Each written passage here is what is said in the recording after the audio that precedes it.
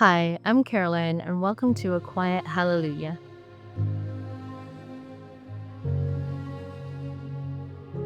So, this podcast has been kind of stirring in me for a while because I realized I wasn't finding God the way I thought I was supposed to.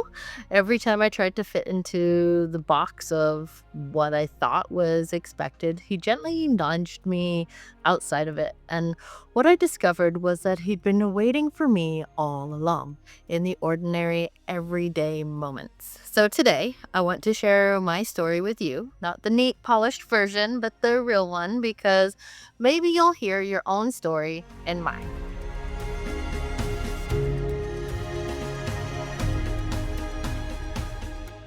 So, for most of my life, faith wasn't part of the rhythm. I grew up in Canada and our family wasn't really against God, but we weren't walking with Him either. Church wasn't a thing, prayer wasn't a thing. If God showed up, it was at weddings or funerals. And that was it. I always kind of felt something. I knew that there was more out there, and sometimes I brushed up against it in strange ways. I went through a phase in high school of witchy stuff, and that got weird real quick. But there was things I couldn't explain, and feeling of presences, and that they just told me that the spiritual world was real. And if that was real, then God must be real, and there's more to life than what I understand. But still, my faith was also very one sided. I only reached out to God when it was desperation. Help me, please. Or I really hope my grandmother feels better. Or my dog is really sick. Make him feel better. And things along that line. And when my dog was sick, my pet was dying, or stress was crashing down, it was always just these requests and SOSs. There was no relationship. However, in 2020, we did something big. We moved from BC to Alberta to chase a dream that has been in our hearts for years. We'd been binge watching homestead YouTube channels and thought, one day, our 5-year plan that never comes around, right? This was our goal, but 2020 came along, gave us that opportunity. You know how the world messed up at that time, and we found it. We got 25 acres out in Alberta, and I still remember after about a week or so being there, I was walking out down the field towards the barn, looking out at the sky, and this overwhelming sense of purpose came out of nowhere. And I just stopped. Tears almost came to my eyes, and I was like, whoa. It was like God Himself said, look, this is where you're meant to be. This is what I've called you to do. And shepherding the land is what I need. This is your primal purpose of what is for you. And it was the first time I wasn't yelling at God, I actually heard Him. And I thought, this is it. This is home and this is our future. And I had more and more moments of these, wow, I'm in His presence so often now. And it was literally like night and day on how that experience worked with me. But life doesn't always go as planned. And a bunch of things came up, and I talked to God, and He put us on paths, and I was getting frustrated because these paths were not what I wanted. They were not working out how I envisioned them in my head. And I had said to Him, this is our path. Why is this not working? But He was showing us where things were not working and that we had to make a change. And unfortunately, we had to sell the farm. So we packed up our dreams and we moved back to the UK. And we told ourselves it was gonna be good, closer to family, cousins for the kids, grandparents nearby, all that kind of fun stuff. Plus, the UK has tons of farm shops, so pretty much on every corner. And I thought, well, that's great with the fields and everything. We won't be far from our farm life after all, and we can just start rebuilding that when we're here.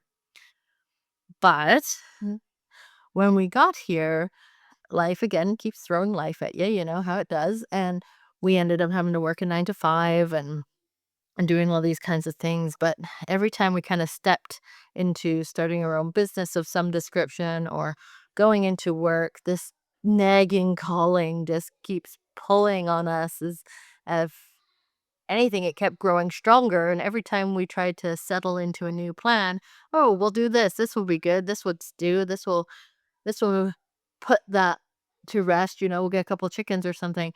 Something just blocked that path forward.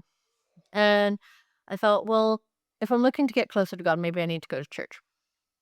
So I'd say this Sunday, we're going to go to church. And it would be pouring with rain, like so hard. I was like, I'm not walking to the church. And then, unfortunately, or it would get delayed. Kids lost a shoe, you know how it goes. Or I kid you not, the church was literally actually closed. And again, this door kept kind of shutting on us, and we kept being redirected not to go to church. It didn't matter what church I pointed at, because I was like, maybe it's that church. We'll try a different church. Something would happen that would stop me from going to church on that Sunday. And I was like, why is God telling me not to go to church? And I felt like maybe it was rejection, but I felt more that it was he didn't want me to go because he had another purpose, right? It took me a while to realize that God wasn't rejecting me. He was just redirecting me. He wasn't saying, find me there. He was saying, find me here, in the wind, in the vastness of the sky, in the fields outside my window, in the laughter of my children, in the quiet of the kitchen, in a breath I take when I step outside barefoot into the grass. And that realization turned everything upside down for me, or maybe the right side up, because we tend to complicate faith. We pile it with rules and expectations. We compare ourselves to the neighbor who's at church every weekend and at events and volunteers for everything, or has a picture perfect life. And we feel guilty for not measuring up to that vision that's in our heads. But what if God isn't asking for that? What if he's just simply asking for us? And the more I slowed down, the more I noticed something. When I stepped into more natural ancestral rhythms, that kind of life people lived for centuries, before all this chaos of modern society, I felt closer to him. Cooking with what's in season, pausing at the family table, watching the lights shift from day to night, breathing in the fresh air and looking at the stars, these simple, ordinary things, they're not just nice, they're God's design. And when we live in tune with them, we live in tune with Him. Faith isn't about chasing like a modern checklist, it's not about doing it all right. It's about being present to God in creation, in our homes, in our families, and in our everyday. And that's what a quiet hallelujah is. I stopped me pretending to have all the answers, because I don't. And my home isn't perfect. My family isn't perfect. And some days I still feel very overwhelmed with it all, being new to all of this myself. But I have learned that God doesn't meet us in perfection. He meets us in the laundry, on the way to the school run, in the chaos of dinner, in the quiet breath outside.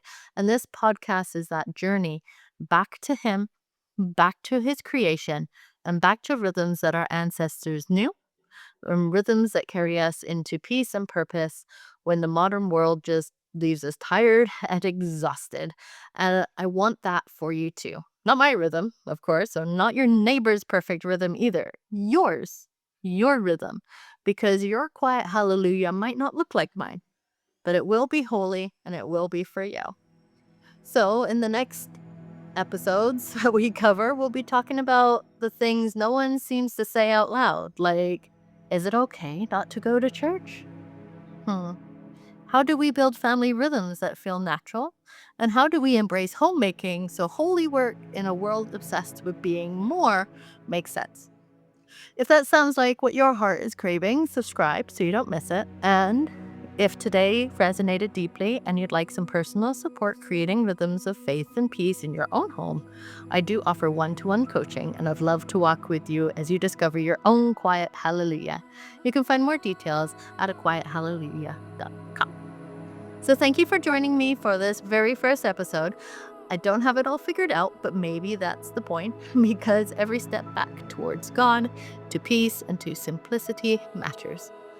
And together we'll find the hallelujahs hidden in everyday life. This is a quiet hallelujah, finding God in the everyday rhythms of life. Thank you for listening. Bye.